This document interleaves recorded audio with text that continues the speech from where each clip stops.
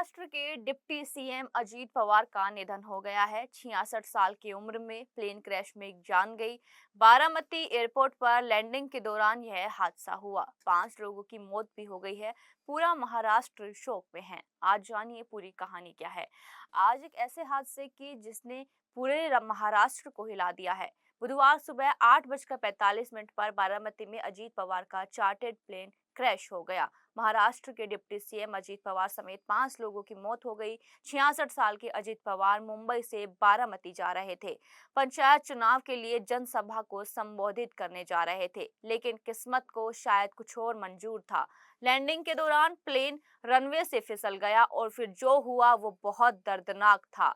नागरिक उड्डयन महानिदेशालय डीजीसीए और पुणे जिला प्रशासन ने मौत की पुष्टि कर दी है।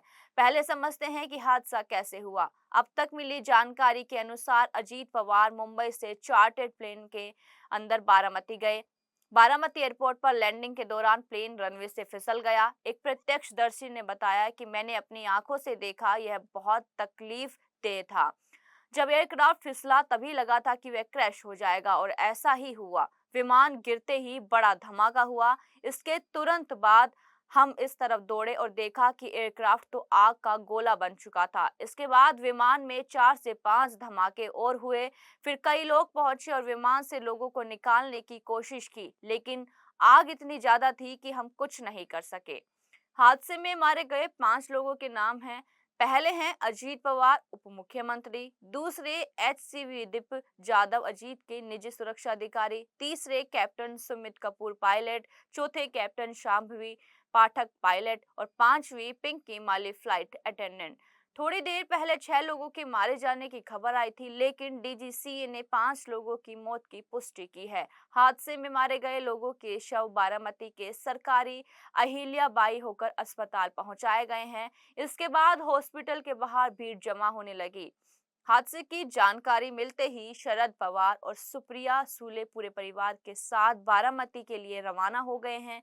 शरद पवार मुंबई में थे और सुप्रिया सूले दिल्ली में थी। अजीत पवार की पत्नी सुनित्रा पवार और सांसद सुप्रिया सूले समेत पवार परिवार के सभी सदस्य बारामती के लिए रवाना हो गए हैं। युगेंद्र पवार को जब हादसे की जानकारी मिली तो वे रो पड़े।